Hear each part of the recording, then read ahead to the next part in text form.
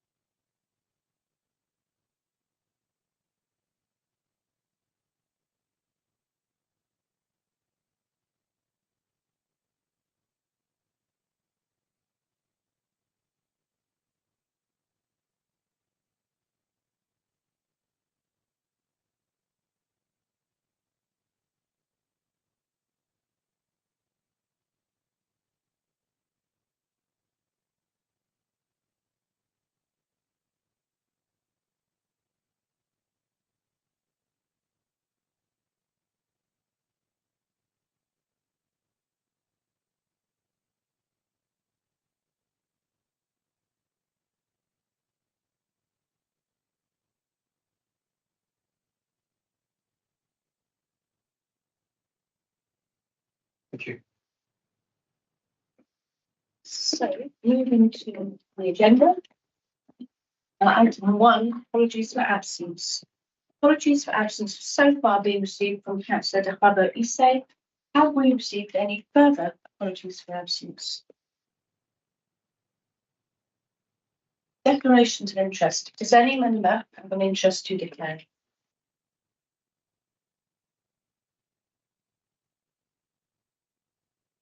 Item A3, the minutes. Does the committee agree to sign the minutes of the previous meeting as a correct record? Great. Great.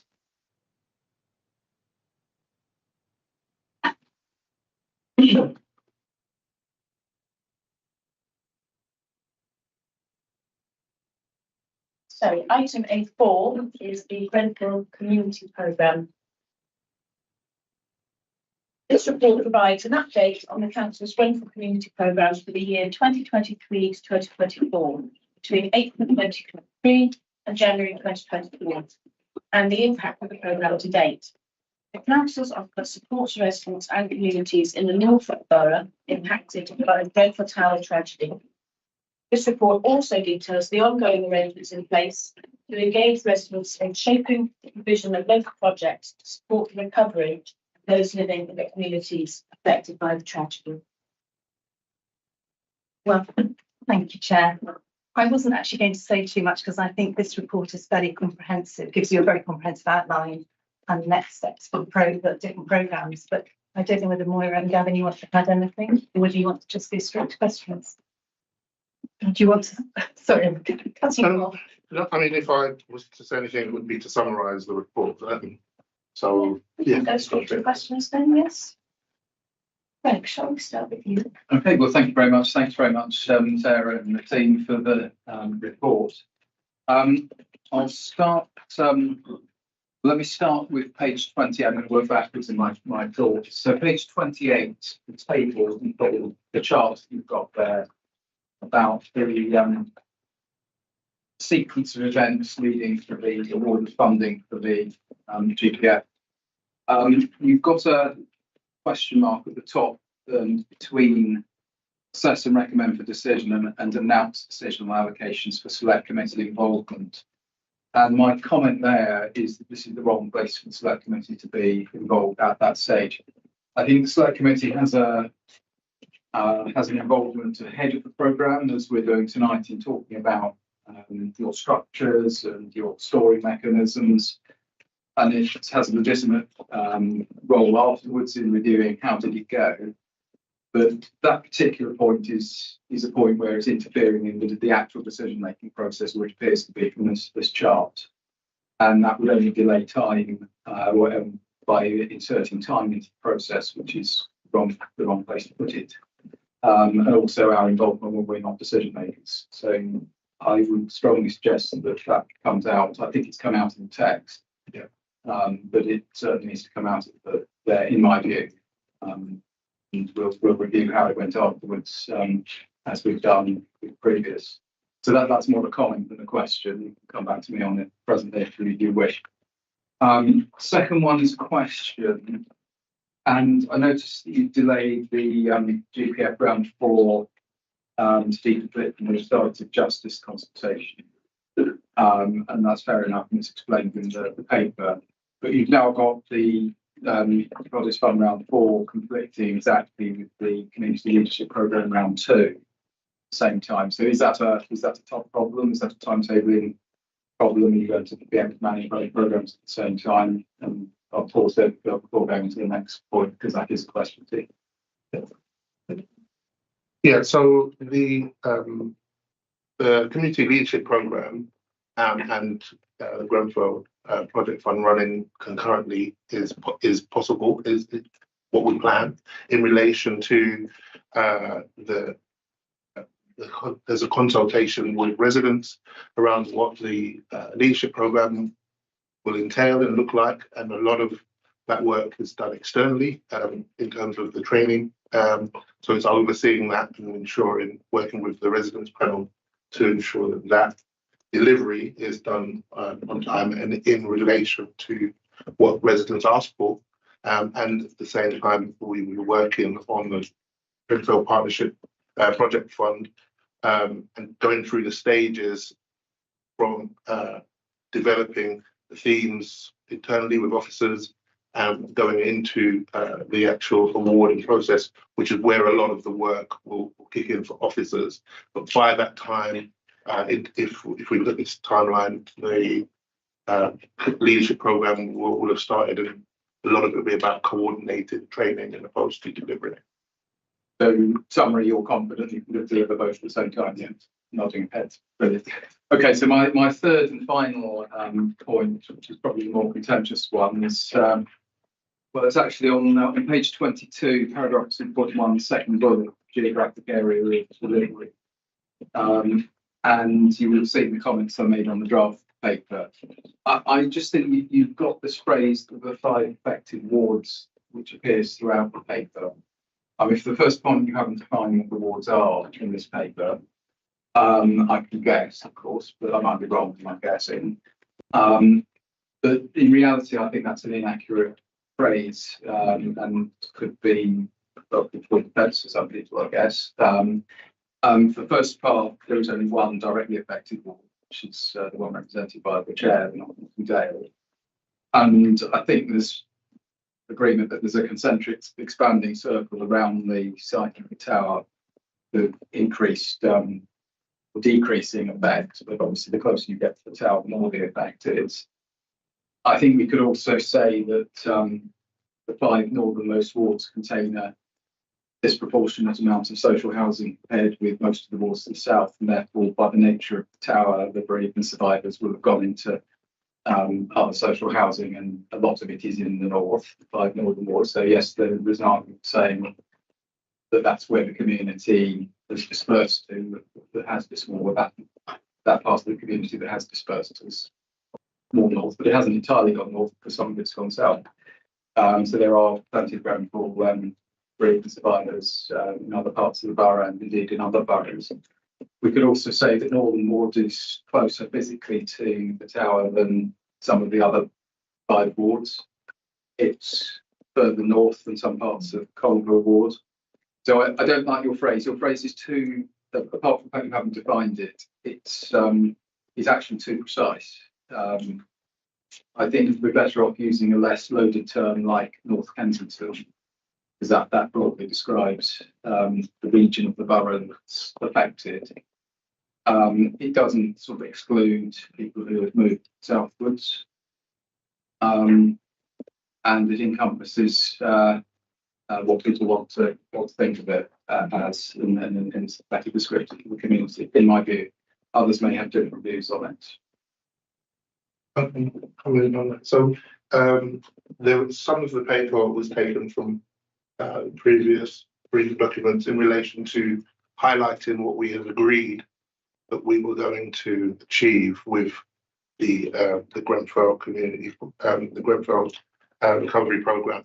And so some of it uses that historic language from then. I think we did change a lot of the language in our new writing around being just Grenfell affected communities. So I agree with you, and we're not referring to that going forward. It was just some of the historic text that was brought into this report to highlight what we had said when the program started.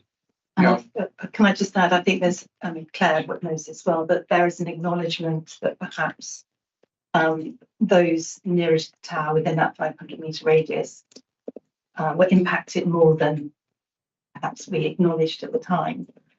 So there is a real focus on that area for both the future Grenfell support and for the JSNA, the revised JSNA.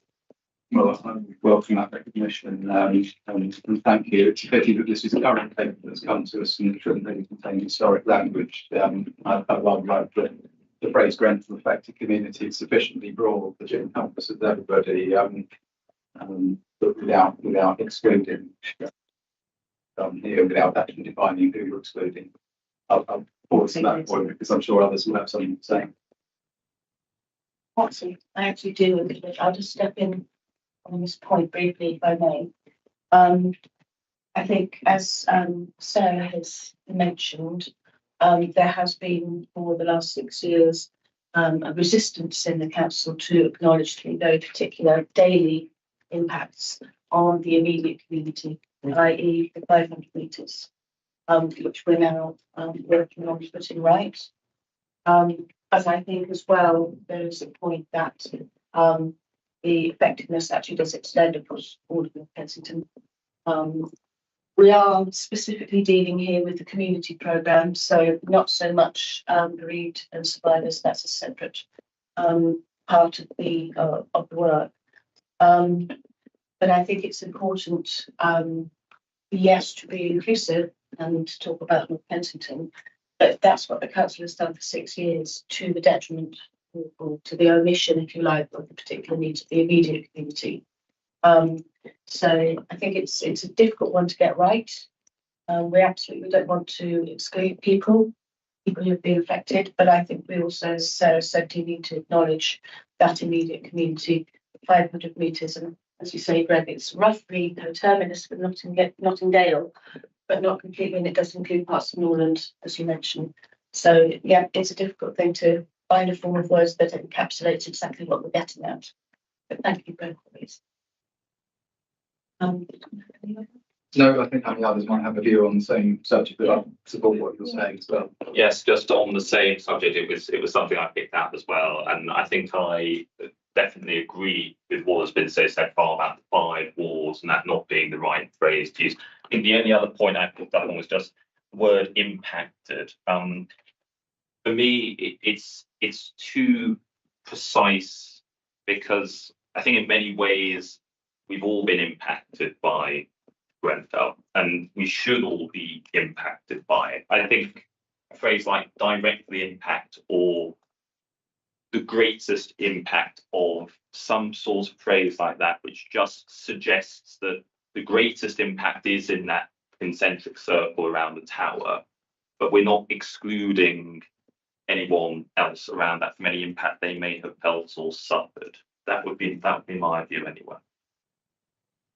And I think we acknowledged that at previous meetings. Some people have moved away. Some people live in Chelsea. Yeah. Some people have moved schools who were explored. You know, it's how do you define it? It's so difficult, and I think it's how do we find the right terminology? Yeah, it's really important. I mean, I think with regard to the suggestion on direct impacts, I think the directly impacted are the bereaved and survivors. Yeah.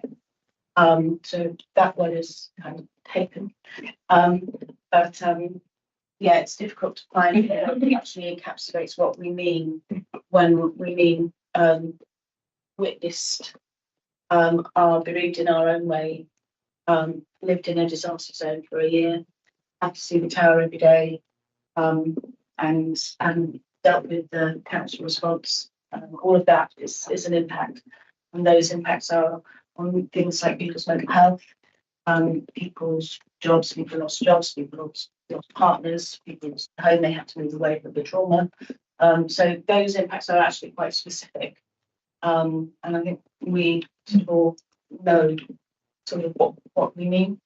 But it's the restorative justice and the GSNA that are really going to pull out what some of those impacts mean around and what the needs are around. Did you want to say something on this Well, one? I mean, I agree very much that there has been a tendency of the council not to probably acknowledge the direct effects on the people who live round about, you know, within the purview of the tower. And I think that's something that has now been recognised, and I think that is good. But I was going to ask a question about something else, if we can move on now.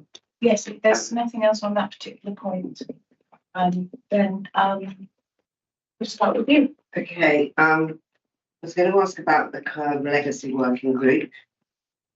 It seems, I mean, has this gone wrong now? It's gone down to 3 members and there's an recruitment process.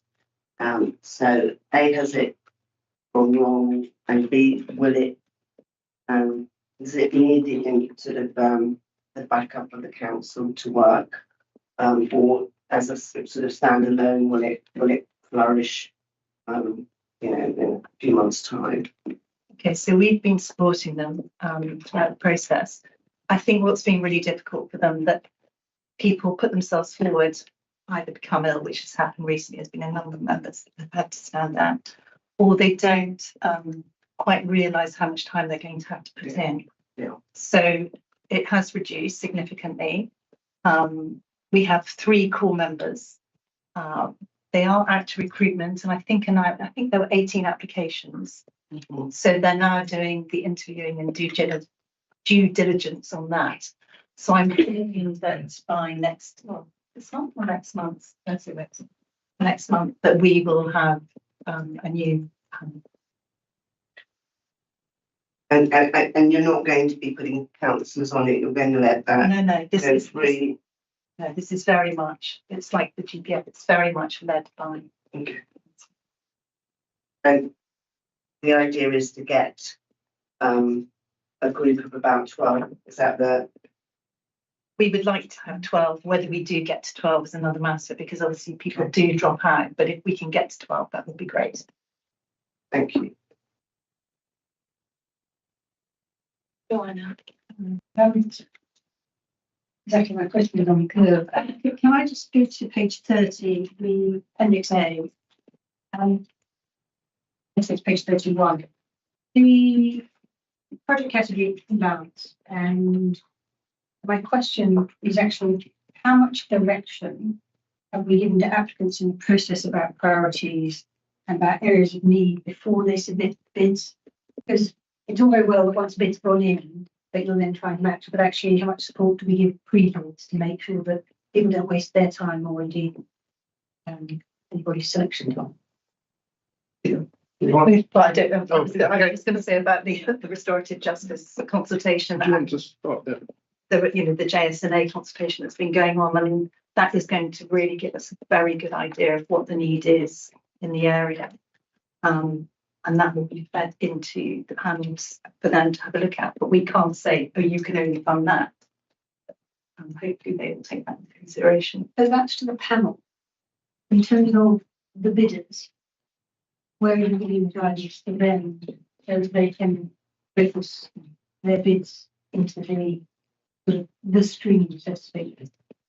So, yeah, in the process, as Councillor just said, with the JSNA and the findings coming from that, we will sit down as officers and look at the themes that are being highlighted as most important to residents, and use that to, I don't think we've done that before, and use that to actually ask for set priorities to bidders. And so, we've had a myriad of different, a vast range of projects come in, and as you've seen, some of them we've had to move into new categories to cater for them. But this time, the aim is to be more focused on the priorities coming out of the consultation and be able to have an idea of how many bids in each area we want beforehand, and then use that to steer applications. And the timing of this next round and the consultation round on the JSA? So I think we should have the findings by April for JSNA.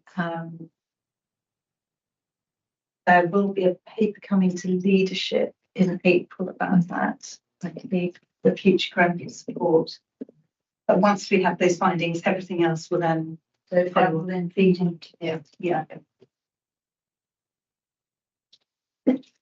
Anybody else wants to have a question? I've just had a couple of thanks, thank you, Chair. Just a couple of further questions, a few specific ones. So paragraph 4.15. Wait for you to talk about that. I'll jump ahead. 4.15, second bullet, it says 60% of participants are from North Kensington, 57% from 5 wards. My understanding of North Kensington is it comprises those 5 wards. So have we included Pembridge and Norland, or where does that other 3% come from? Just didn't understand. Yes, we have included. Okay, so that counts as North Kensington. So when North Kensington is referred to throughout the paper, does Pembridge and Norland? Yes. Yeah, okay. So also check that. Thank you very much. And then my second question was just in relation to the table of community leadership programme in relation to the resident panel work with senior officers. A bit more information on what departments those senior officers are from. It just struck me that it'd be useful to have sort of legal oversight, or if the borough solicitor has oversight. I know any time money is being allocated, there's quite precise, often legal processes that have to be followed. So I was just keen to know which officers would be working with, you don't have to name them, but just the departments that they're in for a bit of extra context. Yeah, so there's the officers that work directly in the Grenfell team, in the community partnership team. Then there's also some of the works that we've developed in the BCS partnership team. So that's the work around awarding grants through the voluntary sector support fund. So which utilizing some of the learning from that process and bringing some of that into the GPF4 round. And then inside of the scoring, they will undoubtedly be legal representation in terms of making sure that we are going through awarding processes properly. Thank you very much. No further questions, Chair. Thank you. Thank you. On that point that you just raised, Will, I'm wondering, the 60% of residents with 5 wards. This means that 40% of participants are not. And I'm wondering to what extent are those 40% affected by Grenfell? So actually it says 21% didn't provide a postcode, so that immediately takes out some more. I think it's really difficult to, we found with some of the other projects that we did together for Grenfell, it was supporting some people in the community that had been impacted. Yes. Maybe they lost a friend, but they lived on the borders with Westminster. Yes. So again, it's really difficult to specify who really is impacted. Yes. And where they live. Yeah, it's quite a difficult one. Thank you. Lloyd, did you have some questions? They have already been asked. So I'll just have a couple of points if I may. On that 4.15 on page 20, but It's worth noting that 40 organisations received grants and more than 7,620 residents participated in GPF 2 and 3. And I think that's being commended. I think that's good work there, and it's a good report. And the only thing I'd add to the curve is I understand it's a sensitive issue, but there is a £1.3 million plus interest that goes with that. So that's why it's such a legitimate concern. And it is ring fenced. Yeah, thank you. Thank you. On the subject of the curve, I'm wondering whether it might be a good idea for the scrutiny also perhaps meet with that steering group when it's constituted with its new recruitment, or perhaps attend one of their meetings just to get input from them. That be something that we would. Is it the next council year time sort of event? Because your timetable indicated that you've got still some way to go. I think they've got some way to go. They have done a lot of work in the background, but because they've reduced numbers, they're almost starting again. So it might be a while before we can. But it might be something to sort of put on as an action. Before we plan, as it were, and then probably next year. Yes. Would we all agree with that? Yeah. So I have a couple of questions, if I may. Just going back to the start, at 1.2, and I do appreciate that some of the wording has come from older documents. I will always mention this when I see it. I do not want to see the phrase wider community in the context of Renfrew affected community, because that has been used as a descriptor in the context of exclusion, and consequently is quite hurtful. So it's got its sort of sensitivity. So we don't actually mean the wider community there. So when we're looking at the three aims still within this paragraph, there's something missing. And the aim regarding bereaved and survivors is particularly a very important one. When we get on to aim number 2 and 3, we're facilitating recovery and we're helping people to build a better future for themselves and their families to secure improved life chances and opportunities for all. Now, these are all wonderful and noble goals. That's true.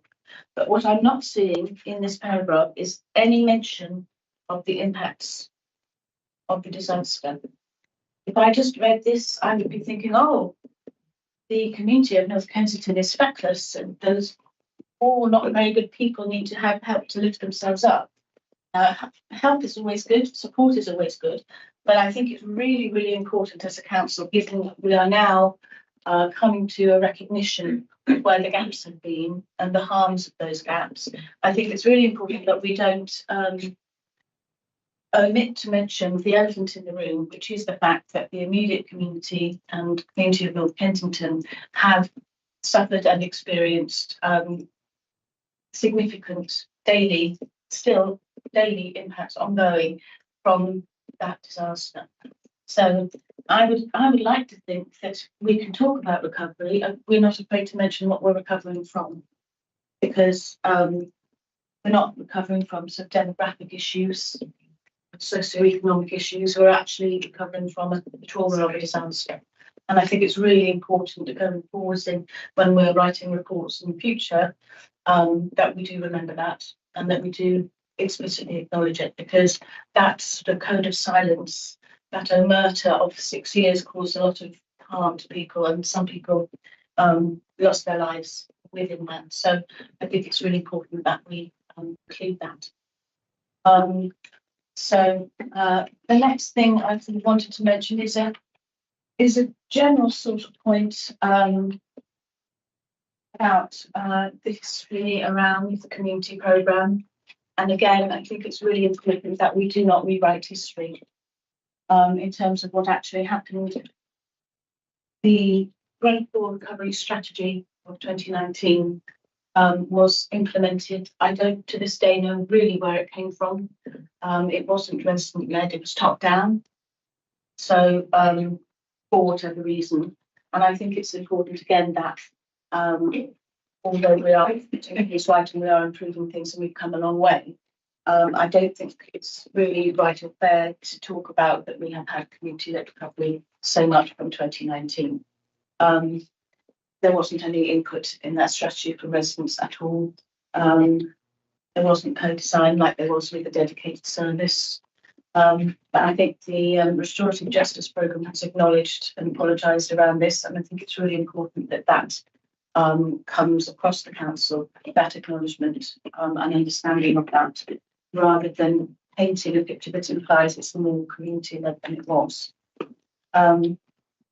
In regard to the Grenfell projects fundings, I'm wondering, are there sort of minutes or transparency around their processes, their meetings?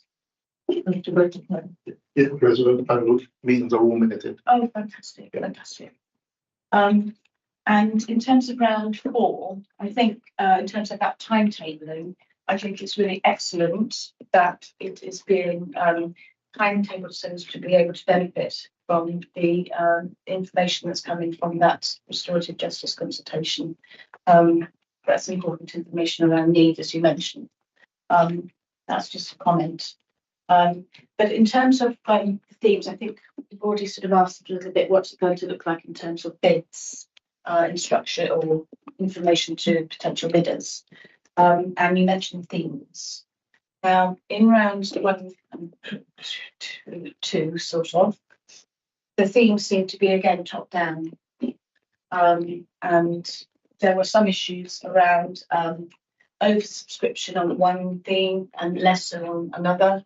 Potentially that may have identified gaps in funding. I'm thinking particularly of adult social care and health. If you look at the corporate rental spending on adult social care and health, I think that was either the same or a little bit less than contract management, compared to perhaps the spend, say, on children's services. So I think that was reflecting a gap. And I would like to see if gaps are reflected in terms of what people come forward with, or indeed what the needs assessment says, then maybe that needs to be referred on to the relevant other department, whether it be adult social care, children, young people, whatever it may be. But I'd certainly like to see that the themes are decided upon perhaps with input from the resident panel, working with the officers maybe. I don't know if that's already going to happen. Yeah, definitely. They will come from the consultation, and then we'll talk through them. Yeah.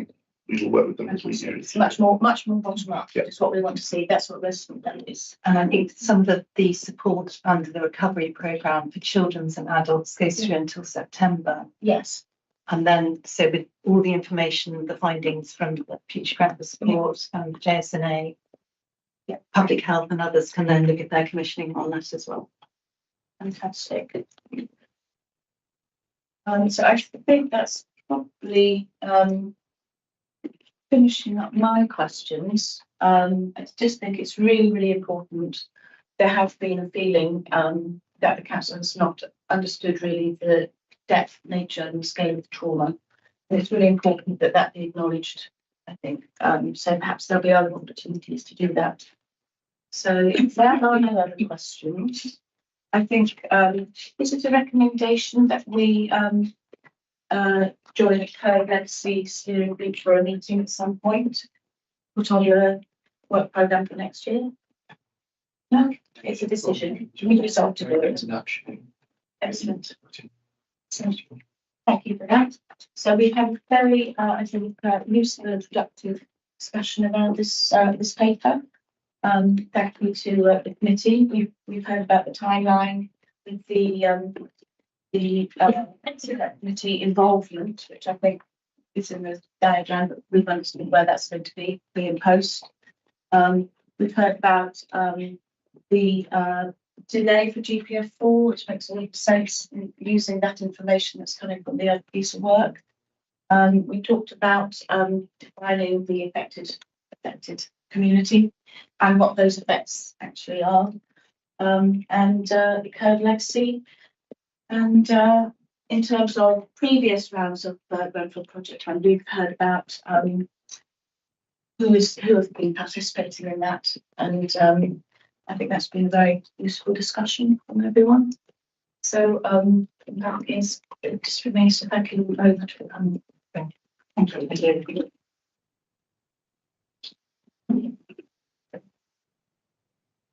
So we move to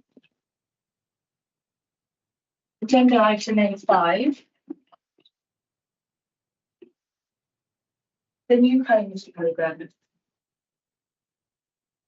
The report provides an update on progress with delivery of the Council's New Homes Programme and the effects of inflation on construction costs and the programme. The committee is asked to consider its report and decide whether it wishes to make any comments or recommendations. Well, thank you, Chair. Thank you for having this paper. So I'm very pleased to provide this update on our New Homes Programme. And as you know, and as you specifically know, Chair, in the aftermath of the Grenfell tragedy, my predecessor Kim made a commitment that this council would start delivering new homes again. What we did not envisage at the time was the rolling tide of world events has drastically pushed up construction costs to a record level and see inflation at generational highs. So that has really impacted our programme, as we'll see the summary decision we're asking a review on about regarding phase 3. So I'd be very pleased to hear what you think about that. And the inflation environment has actually forced some council to actually drastically cut their homes. So Ealing Council recently has announced a 64% cut in their homes. They were going to 1,000 homes. They've reduced that to 358. But there is some reason for optimism. We have completed and are on site with 262 homes. And 175 of those are for social homes. So this is fantastic. And a lot of the others are also for affordable and key worker homes. So I think that's something that I think as a borough and council, we can be very pleased about. It says in the paper again, we've completed on Hewitt Street and Kelso Cochrane. So that's 58 homes. So quite a few of that is the key workers and our housing registered social homes. Acklam Road, which I'm pleased some of you have been to visit, which is great. So thank you. And that's been due to complete this spring. And Barbie Road as well. That's 83 homes. And so phase 3 we are deciding on. So please, can I have your input on that as well? Would be excellent. And finally, I'd just like to pay tribute to Kim for being the architect of this programme and delivering the successes to date, and also the officer group for all their hard work. And I do apologise, 2 of our officers could not be here for personal reasons, the Executive Director and Director of Properties, but we do have Doug stepping in, as always, brilliant, for housing management, but in particular in relation to when we allocate homes, obviously they come under him as housing management, so that's quite important, relevant here, and also from a fire safety point of view as well. And then we have Alison as well, who comes under our kind of property and new homes team. I hope between us we'll be able to answer your questions. Excellent, thank you very much. Now I'll start with Vice Chair again. Thank you very much, Chair. Thanks very much indeed for the paper to those who are here and those who are not. Though I wasn't able to join the visit last week, and I'm sure others will refer to that, I did go to the opening, as you know, of the Hewitt Street development last year, and will put on record just how impressed I was with the site. It's amazing.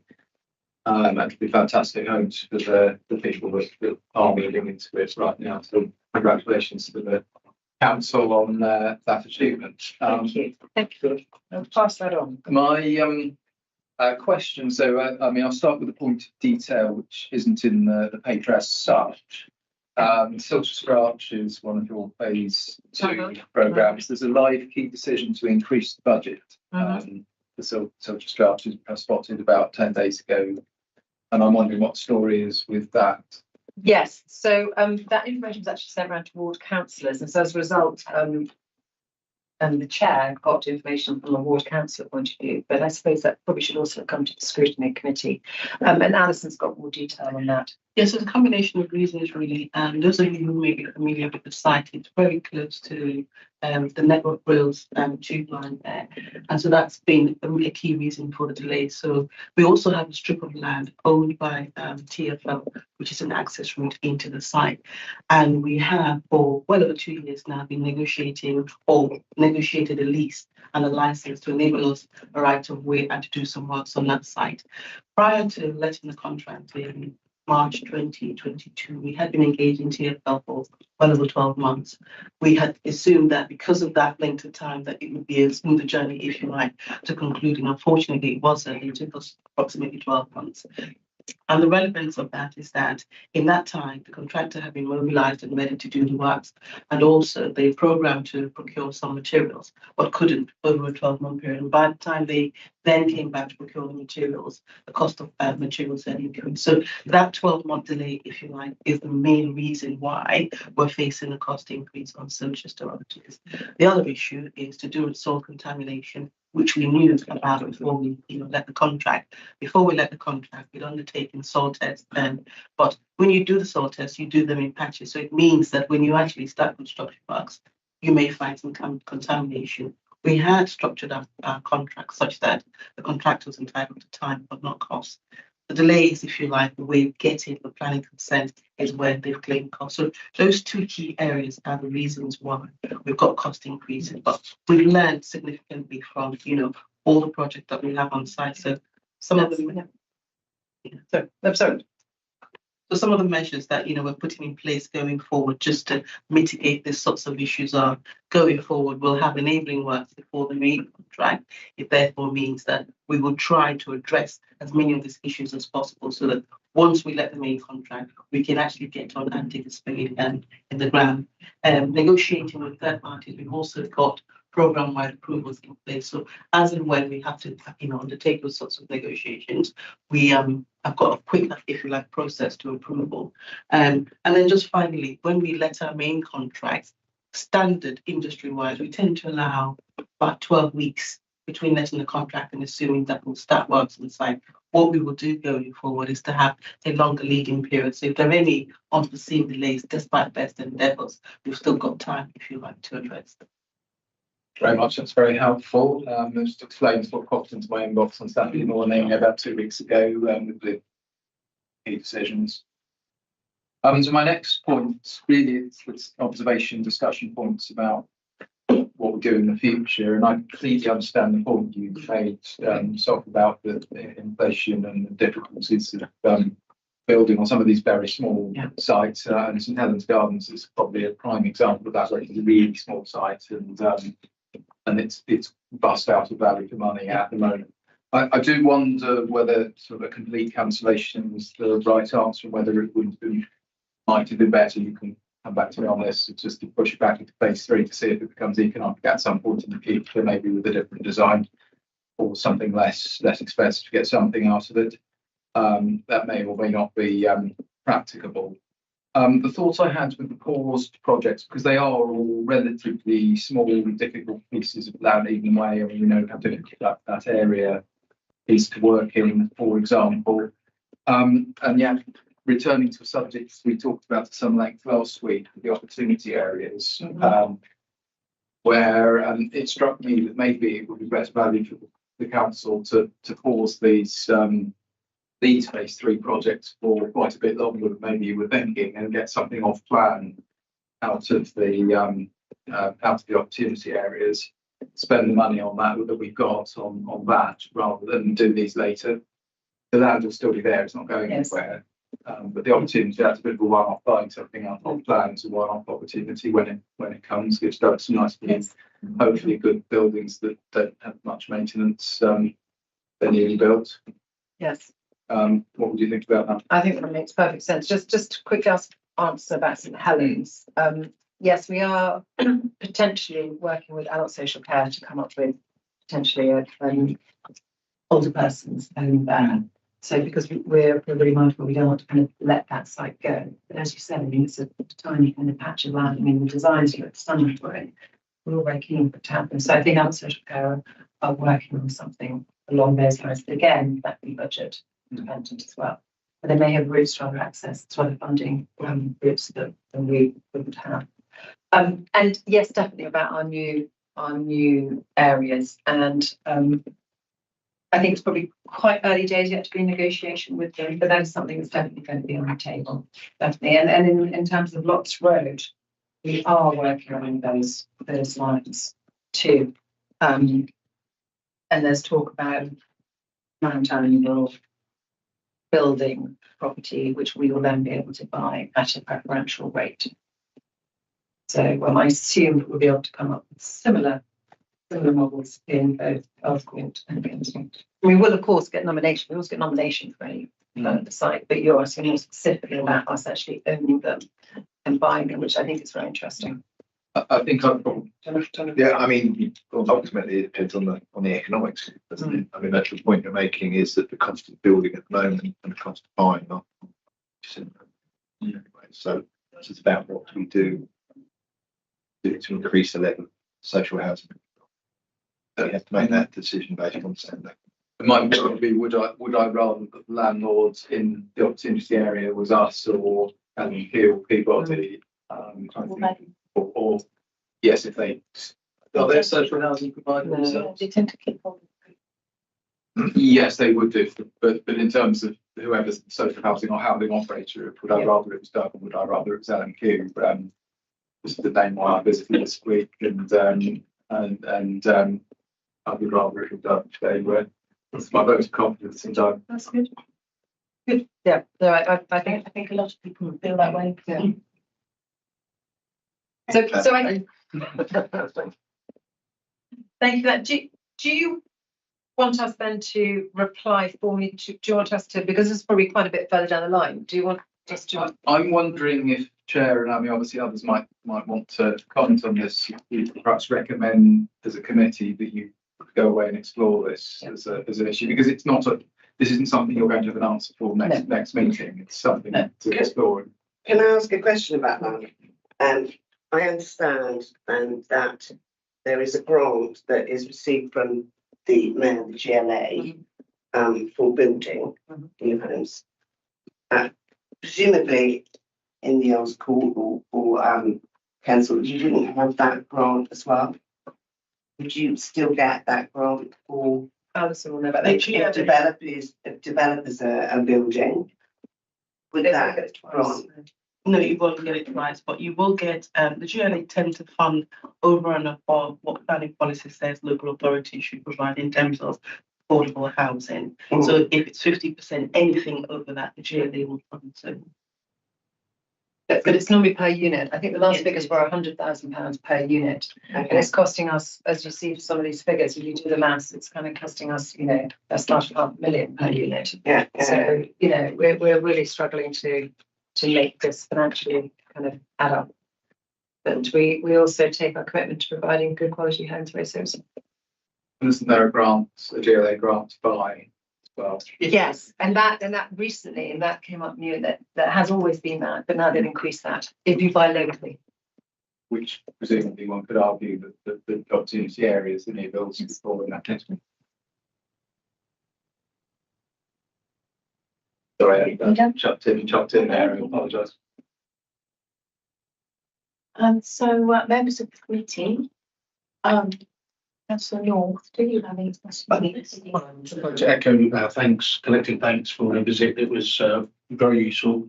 And I think everybody's expectations were exceeded. Mine certainly were.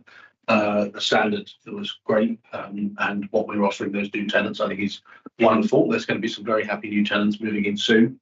There was a separate thing, it's completely separate from this, I'm going to take you by surprise, but one of our social blocks has just said to me that this leaflet that's gone out is a really good leaflet.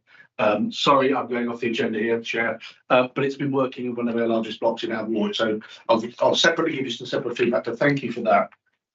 That's a big issue. Just for everyone else, Lloyd held up antisocial behaviour, yes, which is a huge issue.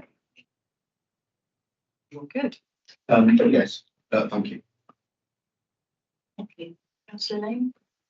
Just one question, and it touches upon all the points that was made earlier, but Section 7 market conditions.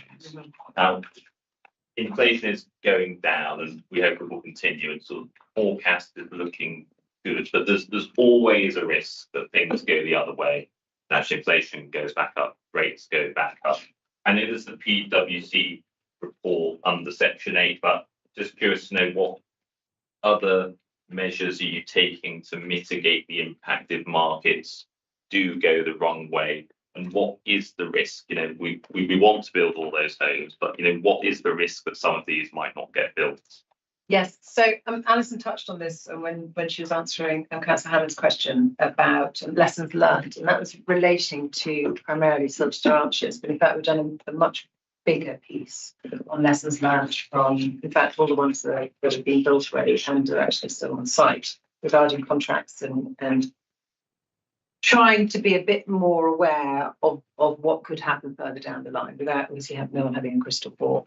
So I think we are in a better position now, I'd say, with the mayors. And Yeah. I don't know if that's okay. Yeah, so you know what we started this. do now in terms of our financial modelling is really to stress test the appraisal. So, you know, when we appraise our projects, we apply today's construction cost, but then we stress test it by taking it up 15-20%. So if costs do increase, we've got visibility of what that might look like.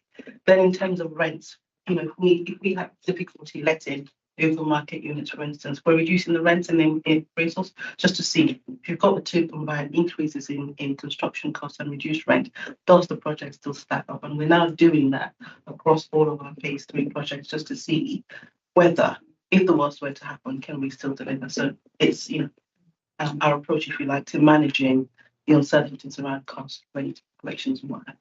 Thank you, that's good to hear. If I could ask for a bit of help with the figures, so we all know that Henry wanted to build 600 homes, 300 were for social rent. And in your paragraph 10, you say that you've got 497 reported in 2023, going up to 649, etc. This year, but we know that some of the schemes have slipped. For example, in a way, the idea was to have 112, I think, and that's gone down to 64. So where are we with the 600 and the 300 at the moment? Are we on track to get those? It is still part of our plan to get them, but I think to be really realistic, I think the whole time frame massively stretched. We've always said we were going to build on council land, but I think as I alluded to the budget scrutiny on Thursday night, that is vanishingly small. So I think the delivery might be more through working with some of the larger land masses that we have, which developers own. But, I mean, I would still like to stick to the 600, but it might be delivered in slightly different ways. Thank you. Councillor Councillor Leighton, thank you very much for the visit and acting really Harvey and Hewitt. That was fascinating, and the conference was very useful. We'll come back any time, I'm sure. Thank you. For me, there were a couple of things that came from that exercise, and one was marvellous to see the 4 disability units in Acton Road. My challenge is that for people in electric wheelchairs, they often need charging facilities. And so when I was asking, do we have charging facilities in flats? They said, oh, you probably do it in the bike area, but no, we don't think we've got anything in the bike area. So actually, can we now look at making this a sort of standard thought process about how do you charge? Because that's, you don't want somebody, well, we all know electric car chargers in cars, but you join a long queue, that doesn't work for a disabled person. So if you could have a look at that, adding that as a possibility. Yeah, certainly. At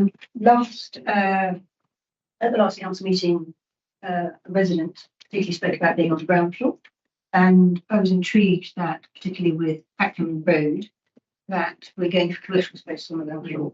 And I wondered to what extent we, for me, some of those spaces were really weird in terms of a layout, but I don't know whether that had been designed with the customer in mind. That was the layout.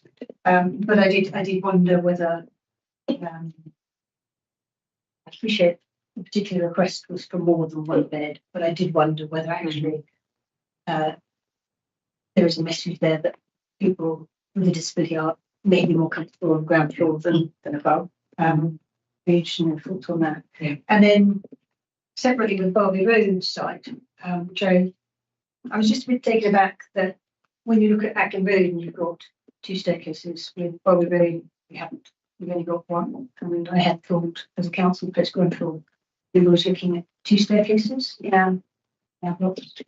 And then separately I'd like to come and ask questions about PwC, but I don't we deal with this question. Thank you. So noted about electrical charges. Thank you for that. In fact, actually, one of our new risks now is actually fires from electrical batteries and stuff. So we are definitely looking at that. And I know Doug is all over that because it's not just scooters, bikes. If we had them properly installed in new build properties, and it makes logical sense. Yeah. And it's the right socket. So that's very helpful. And then regards to the ground floor, and again, we were all there on Wednesday night, and we had this. And Hewer Street is ground floor, and again, there were some comments on whether some are social rent versus affordable rent versus market rent. So we're looking at that aspect in particular for Hewer Street. Quite a few of the buildings that we do put commercial units in the ground floor, and we're going to be reviewing all that definitely. In particular, Kelso-Booking has a shop there, very useful. It will be a very useful local shop, and in that area, I know the area very well. There is no local shop nearby, apart from the other side of the roundabout, huge Sainsbury's. So that is, I think, really important for anybody living there in the community. So that's that. And Acklam is a very sensitive one, actually, because the land is right opposite the mosque, and there was lots of discussions with the mosque about what this space was going to be used for. And I don't want to go into too much personal details there, but there was a Grenfell bereaved member of the mosque community there who's very keen for part of Acklam there to be a nursery. And so that's why we've been working, and we're still in the process of going through all of that. So that's why that's quite specific to that one. But we have taken that on board for new schemes we're looking at. And in fact, we're looking at adjusting Silchester Arches, which is ground floor disabled access, but looking at the plans. In my view, there's far too much space there for bike storage on the ground floor and a refuse chute on the ground floor. So we're looking at whether we can change that. Again, without adding more delays to it coming to planning and everything, but seeing if we can make a larger accessible flat, or maybe even a smaller separate one there as well. So that is my input, but thank you for bringing that up, and we can again report back on future schemes about that aspect. And finally, Barbie. Yeah, we absolutely never compromise on fire safety at all for this one. And so when this was in the planning, the regulations were not agreed, and this plan went through very many independent fire safety experts, and we went through everything, and a lot of other fire mitigation measures have been put in, like there's sprinklers absolutely throughout. There's 2 lifts, and one of them is completely enclosed fire lift. So we absolutely looked at it amongst all the other constraints with getting flats on that land. Thank you. That's very helpful. Just one further question, if I may. On the PwC review, paragraph 8.4 on page 39, the earned value management methodology. I mean, I did genuinely look at this and go, isn't this project management for a chartered surveyor? Have PwC just renamed something with a new name? Is this something brand new, or actually is it just what you've already been doing? It is what we do already. Yes. So, the essential end value is that, when we pay for works on site, we should know in terms of quantity what it is we're paying for on a program basis. And we do have that. In each of our projects, we have cost reports probably through to completion, so we gauge, if you like, at each stage, what we're paying for. So yes, it's stuff that we do. So was PwC, independent review being useful financially? Yes, I'd say it's reassuring to know that we're doing the right things. We've learned a lot and we've improved our practices. So if anything, it's reinforcing the fact that we're on the right track, really.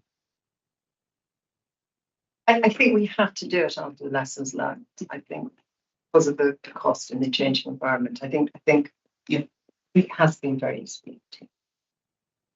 But point taken. Thank you very much.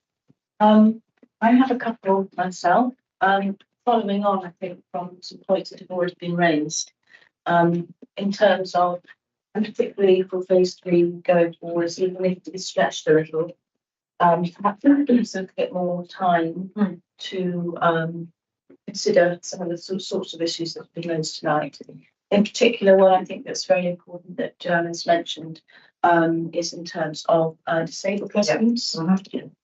And making sure, going on to a more general point, making sure that the sizes of homes that we are building are reflecting the greatest need on the list. And I think in particular, to not be able to find a 3-bedroom ground floor wheelchair access home over a period of 11 years to date. Gives us.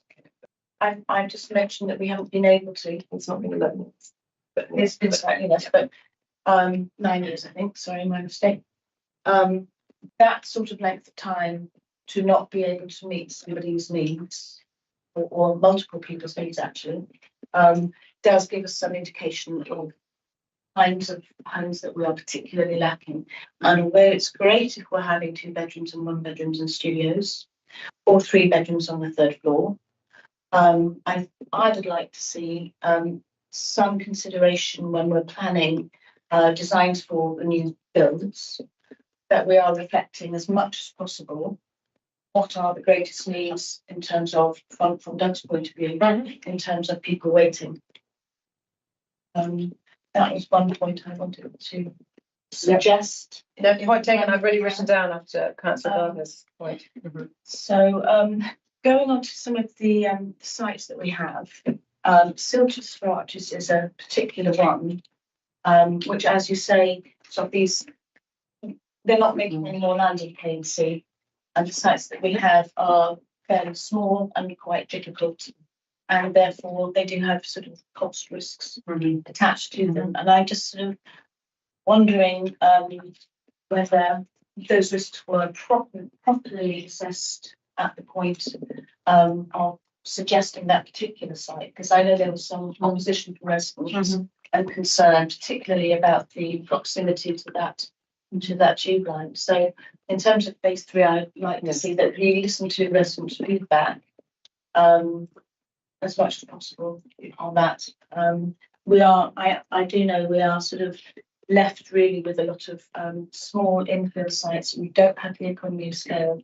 So in terms of the money that we have to do something with, I think we need to be a little bit careful. And I think Silchester was obviously looked at in the communication. Yes, before, of course. But I think that the suggestion that we have from Councillor Hammond, which you've taken, is a really good one. To look at other ways of supplying those homes. Now, did I have anything else? I did actually have a question from Councillor Issay, which I think is really worth sort of mentioning here, especially for everyone watching at home. So the commitment is to build 600 new homes, of which 300, that's 50%, will be social homes, which is great. However, I think we can see from some of the details on the sites in the paper that does not mean that every site will be 50-50. Yeah, right. So for instance, Silchester is 100% social. Hewer is intermediates, I think, and key worker homes. And that leads me on to my next question. Did I understand you say that you are looking again at the tenure for Hewer Street? We are putting everything on the table. Yes. Fantastic. So the reason why Hewer Street is not social rent, it's key worker rent. Yes. And market rent, because we actually had to buy that plot. It wasn't one of our own patches of land. So I think that's taken into the equation. And also it depends about how much section 106 we pull in for specific projects. And actually we've been challenged by the lead member for planning place, Shem Kamali, to say we should be using more section 106 quicker. And so we're taking that on board because I think we've only really kind of realised it on some of the sites, not on all of the sites. So I think we've taken that on board, haven't we? Yeah, I just wanted to add, in terms of provision of social housing, we're taking a program-wide approach. So you have one or two sites like Hewer Street and Silchester, which will have been monotenure. But where we can, we tend to mix it. But, as Councillor Magby has mentioned, we have got 5 sites that are already on site, which is a combination all that we require, 262 homes. 175 of those are social rent. So on a program-wide basis, we are, if you like, achieving the target of 300 homes being for social rent. Excellent, thank you. And I also want to thank you and just say what an excellent visit we had to 3 sites last week. I think one thing that was really impressive was, or that I was very happy to see, was the site of Eccleham, where I think it's a mix, but it's tenure blind. Yes, all our projects. All our projects are tenure blind. That I think is really essential. It's gold standard. So I'm very pleased to see Well, that. thank you all for taking the time to go on the visit. Yeah, it was very, very educational. And the quality also, I hear that you all like the winter gardens. if we did very much. And the air Gardens, yeah, filtration. and the balcony. That one. Oh, damn. So this is an important one. So I think we saw at Hewer Street, we saw the mechanical heat. Yes. Oh, yes. Thank you. Which again is gold standard in terms of managing damp and mold. So very, very pleased to see those, and obviously understand the cost pressures and what have you. But this is something I think we would like to see more of, given that damp and mold is such an issue. And the heritage double glazed windows, because people always Yes. think you can't put in, beautiful sash windows, which are double glazed, and nanotechnology is so good. You Yeah, can. very good. So So that was excellent. Now, my understanding is that in general, as a nationwide problem, to build one new home, social home, in terms of cost and funding, roughly on average, it's £100,000 gap in terms of what you can get. What it costs to build. It's a nationwide issue. And I'm wondering, are we doing anything to lobby government or to look at sources of closing that gap? Because this is obviously, it's going to be a problem across London, across the country as well. And that is having a bit of an impact on councils and on their residents. yes.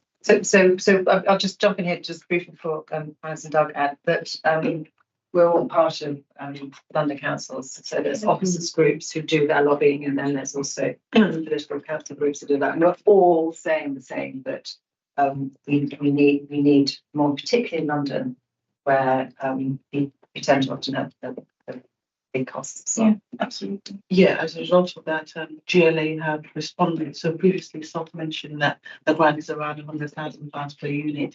Now we take a negotiated approach with the GLA where we share with them, if you like, our financial appraisals. They can see where the gaps are in terms of finances, and we can, in terms of social rent, for instance, negotiate between 220 and 214,000 per unit. So on Latimer, we shared our appraisals with them, and they've committed to 240, for instance, per unit.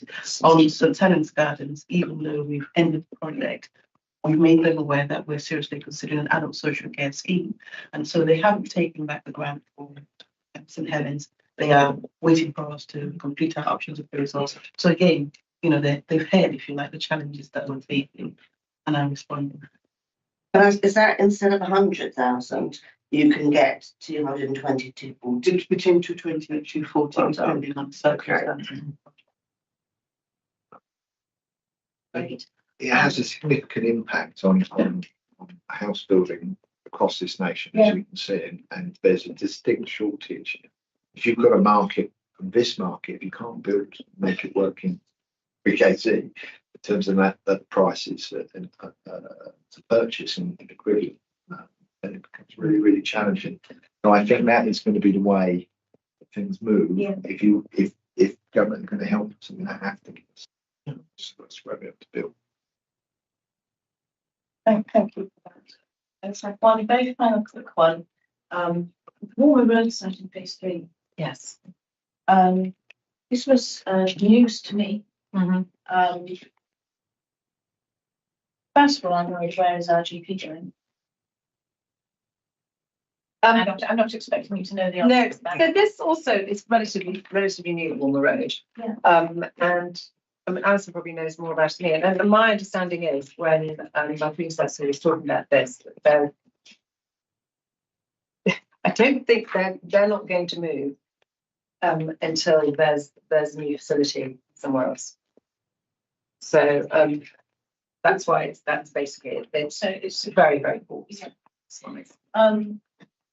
And I suppose that site just makes me wonder how are bits of land finding their way into this programme, because Walmer Road and Leicester Road were both news to me.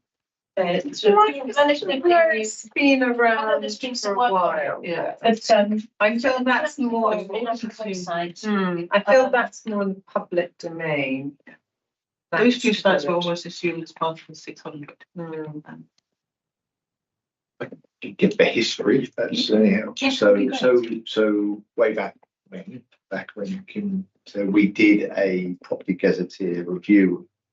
We signed that the council owned, and then when Mark Mortimer then went round and assessed various feasibilities of it. So none of this.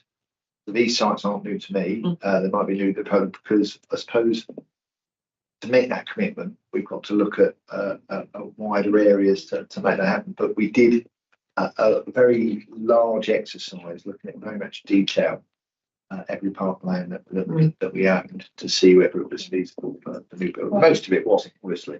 But the Latter Road we didn't own. No, So that's an interesting To be fair, So, some have come up as opportunity Yes. areas. Latimer Road exactly is one, but the land that we own. So I suppose going forwards, we wouldn't, if that sort of survey of land owned has been done, we wouldn't expect new things to find their way in there unless it was something that came up like Latimer. Yeah, I'm not saying this is new. So for me, No, but the survey, yeah. but it might be new for us to then say, actually, the market conditions may have changed, or we're looking at different things. So, but they would have been on that list. But yes, you're right. Feasibility and things.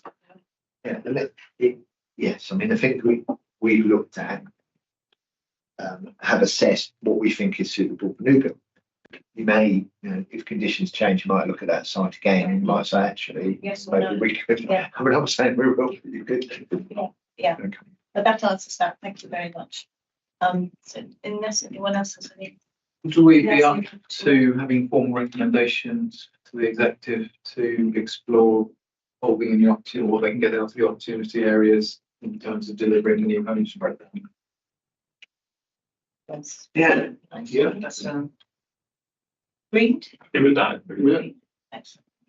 Not sure really the exact wording now.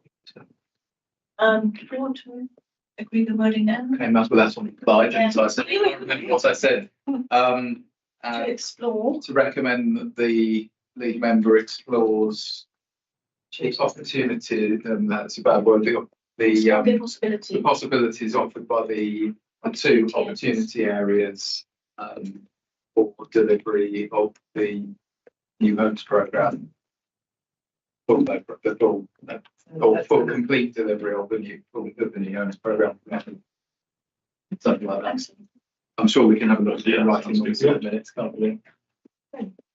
Read. And probably on a slightly longer time frame because of the circumstances Yes, of those. Yes, I wouldn't, I mean, obviously a recommendation should be time Yeah, limited. yeah.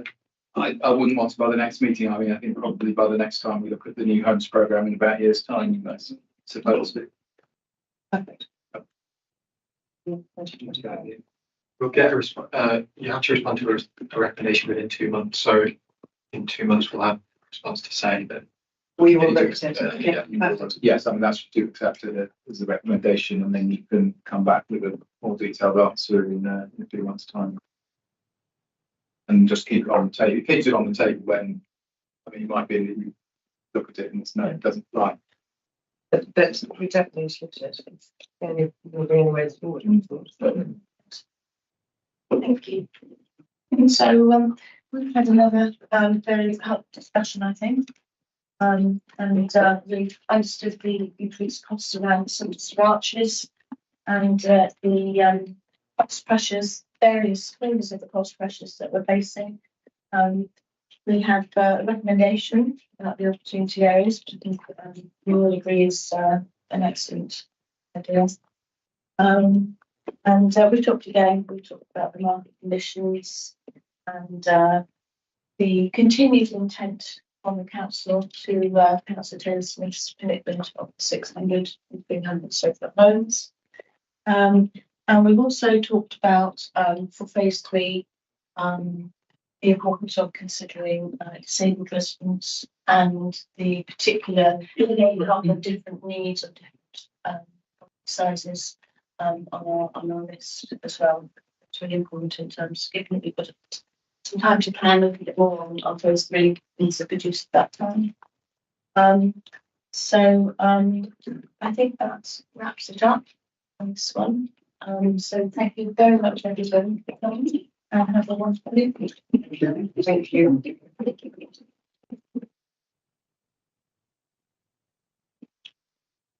So this brings us to item A6. And we're looking at the work programme support. Make a suggestion, because every time I fall for this paper, and then I go, oh, I've seen it before, or it's just about, could I actually ask that the front page actually just says, there's been a new paragraph added, whatever, and actually the rest of it all sits in the appendix, because really, when you get down to it, the most important pieces really are essentially pages 52, 152. But I find that every time it's just an identical piece of paper. Yeah. And every time you start reading and you go, oh, no, that's it. To make it more useful. I mean, I think it's very excellent that this is speaks for anyone who hasn't read it before. But I wonder if there is some way that sort of particular new points could be highlighted. Sure, we could do. I mean, And I, would be useful. sorry, I was just going to say, I was going to take the opportunity to update you and the committee on the repairs conference, which is probably the next thing on our diary. Yes. Okay. When is it? So it is Monday, the 4th of March, 6:30 p.m. in the small hall. And those of you, I know some of you came to the OSC's antisocial behaviour conference a year or so back. I have a similar concept for doing it, but it's not identical. So if I describe it, the objective is to amplify the voices of residents, particularly for us, the committee, to get an independent view from residents if they think of a repairs service. We know that the executive have their TCC and they get those voices talking to them quite regularly, but that's a closed, semi-closed group, whereas ours was a free-for-all who wants to come up, recognising the people who want to come in, quite often have an agenda. Bear that in mind, but we will give residents a chance to say their piece. I envisage theming the questions and asking them to talk about, firstly, what's the experience of reporting a problem, then what's the experience of how quickly it responds, then how good is the response. So is that in the small hall? It is, that's right, yes. And what's the time? 6:30. 6:30. 6:30 for a couple of hours, yes. 6:30. And I would envisage throwing out a question, seeing what the audience come back with, throwing out another question, seeing what the audience come back with on that.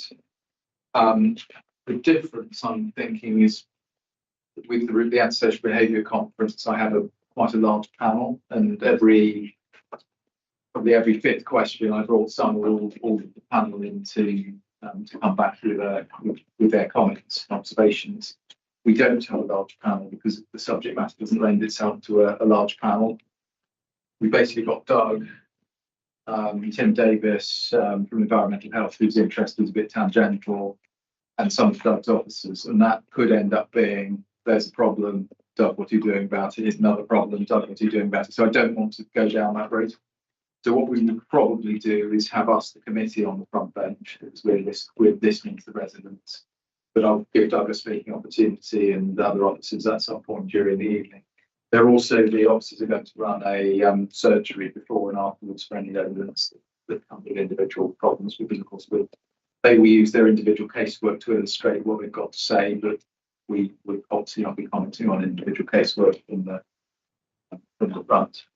But there will be that opportunity for them. So it's a bit fluid. The advertising is going out on Monday next week. Is that right there? Monday, yeah. And who we get, I mean, it could be a massive turnout, it could be a small turnout, but we had a small hall size turnout for the antisocial behaviour conference. We will see what interest there is for this, and give residents a good listening to, and hear what they've got to say, and then hopefully get some independent assurance from them that how well the council is doing this. We're going to set out how it works at the moment, because otherwise I could really get into. You said you were going to come to fix my boiler 4 times and you never did. You know, is there the sort of this is how it works? This is how the complaints have come through. You know, is there the overall picture at the beginning as to this is how it should work? No. No, I think that needs to come later. I think we need to listen to residents first rather than tell them how it should be. I think we actually need to blank canvas, hear what they've got to say. I mean, ask some questions about to guide what the subject matter is, but then not try and prompt them to it should look like this, what it doesn't. So let's just hear what it's saying. Try and keep it open as possible. Yeah, getting into specifics, but yes. It worked for antisocial behaviour. It might not work for this, but it might. So we'll dive over to their pants to see what happens. Can I just ask, are you going to send the invitation out as a flyer? Are you going to send it to individual blocks, just RAs or? Yeah, so it's leaflets and posters and e-posters, and the specific target areas where the social housing tenants live. So, yeah. It will be, it's with the design team at the moment. It's coming back to me on Thursday, and then we'll okay it, and then they'll go out on Monday.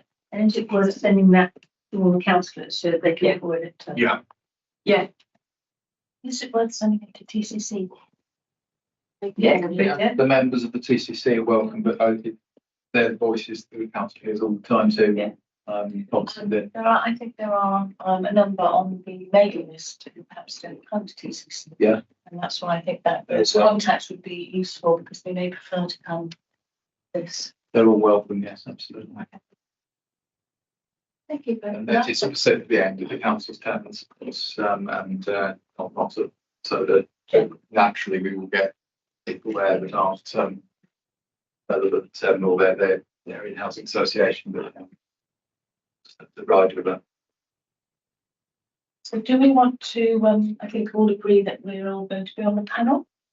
That's certainly, so we'll certainly all need to be, well, those who are available should be there, prominent at the front, hopefully on the panel. I think that's probably what I'm thinking at the moment, that we ought to be perhaps flexible about that. I think there's a few more officers appear and we need to just do it. It's the sort of thing that we need to be flexible right up to the last moment. But if you're happy to be on the panel and as a the listening body, Yes. Or at least commit to be there. Yeah. and I would introduce you as the listening body. Fantastic. Thank you very much. So do we have anything else on? I think, I should say something about the working group. Yes. So we have started work on this, and the idea for the working group in hostels came really from residents in my ward and in our school who seem to blame the hostels quite a few hostels there's a cluster in that area for all the antisocial behaviour that was in the area.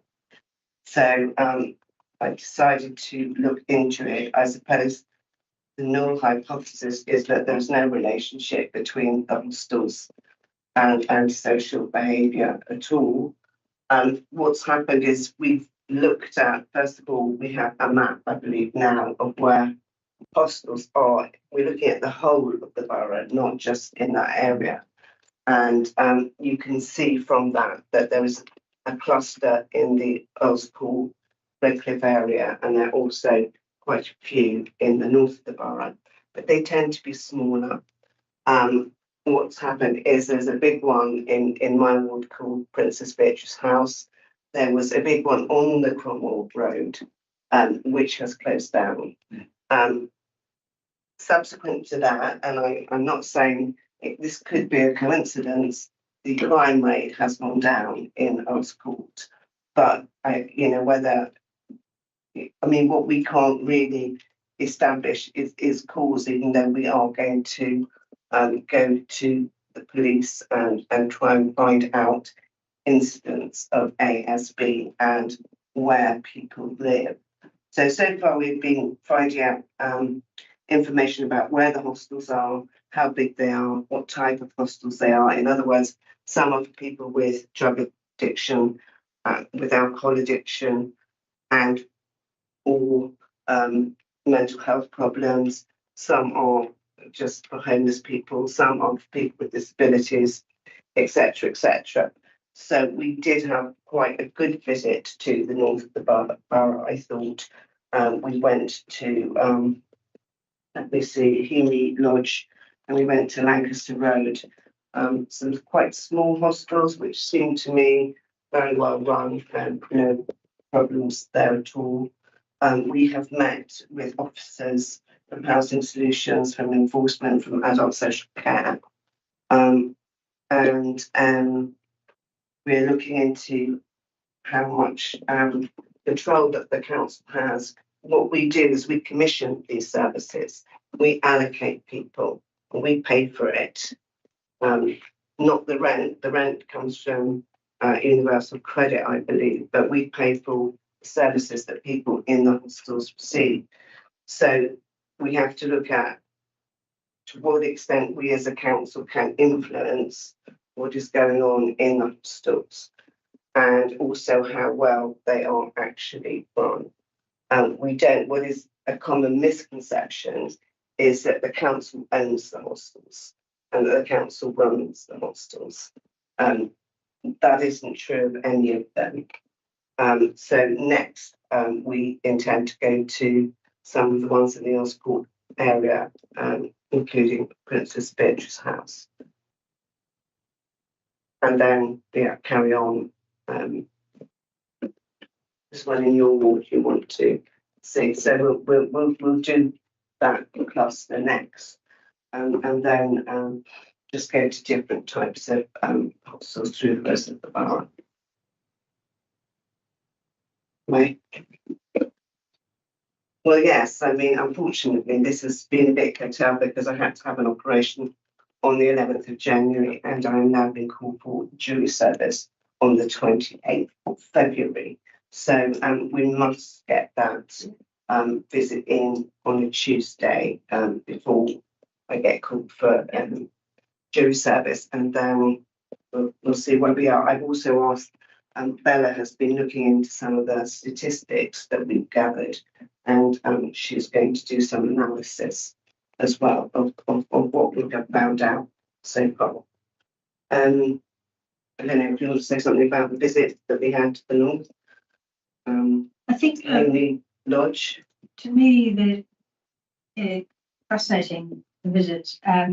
The second place we went to was by more of a contrast, and one of the challenges they said that actually is when a resident got an increase in their income, as in they qualified for more benefits, they went back to drugs use, and then that filters through the building. And you kind of, for me, the two takeaways I've had from the visits is what do people do during the day? And are we, is that actually one of the challenges that actually they should, some people need more support during the day or more of a structured set of organisations that they go to? And then secondly, how do you avoid this cascading back into drug use? Fascinating. And actually, some of the people who were the drugs and begging had actually come from the hostel. This is anecdotal, but the one that shut in our school. So there we go. And they were the ones who were, yeah. But I mean, I think drug addiction, alcoholism is a very difficult things to treat. Yeah. So, I mean, if you do get recidivism or whatever. Well, thank you very much for that update. Sounds like a lot of work's been already. So it's like a very useful report. I've got a question, if I may. Does your scope and remit include sheltered housing or not so much? No.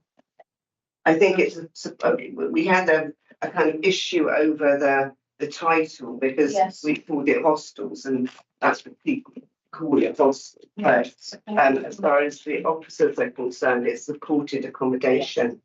So sheltered housing, maybe like for older people, is a different.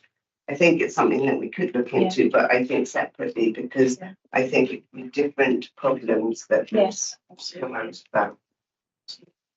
And may I ask, have you had the benefit of any input from Councillor Wade? Not at the moment, but she will accompany. She will come with us to the Earls Court hostels. And any local councillor can come. I mean, if we go to the one in Beena Gardens, then Greg will be invited. But I've spoken to her, and we will try to get a date where she will come on those visits. Wonderful. Great, thank you very much. So, any other? Thank you both for those updates, by the way. Any other comments on the work programme? Probably worth observing in public offices exploring a different date for the next meeting because 30th of April is 2 days before the election. Yes. So you'll notice on page 52 it says late TBC and working on that. The officers are working on it. You've got to make progress with this. It's limited, but hopefully we'll get somewhere. We're looking at the second week of May. But I'll confirm soon. Thank you very much. We just agree that the work programme. Yes. So we do need to agree the work programme for the next meeting. Is page 22 and 53. We have major works and service charges, social housing regulation, and I think we're all especially going to be looking forward to the residents' conference repair report. Might be very short. Well, then hopefully we get short reports with lots of content. So are we all agreed? Yes. Yes. So we should do. May. We should do. I'm just talking about when we think a hospital working group might report and this. It should report into the last. Yeah, it should do. Yes, it should report into the. We need. I think a Tuesday is good for you, isn't it? Yeah, I can take that offline. I think it's just putting it in. Okay. So we need to put that in. Yeah.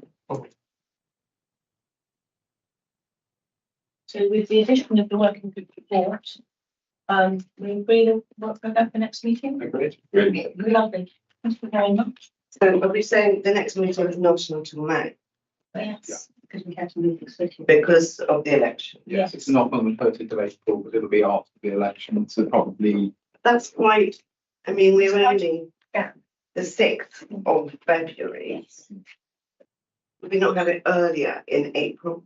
Would that We not? did consider that. Yeah, we did look at that, I think, because of when the council meetings are and then Okay, when the meeting is, the next meeting, the first meeting of the municipal year, there might be a bigger gap Big there. gap, yeah.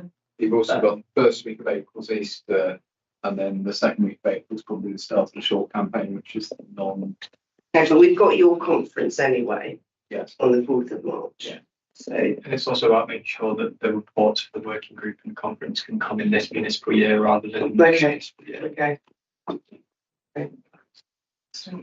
Well, in that case, thank you very much, everyone, for coming. Thank you very much, everyone, for watching, and have a lovely rest of the evening.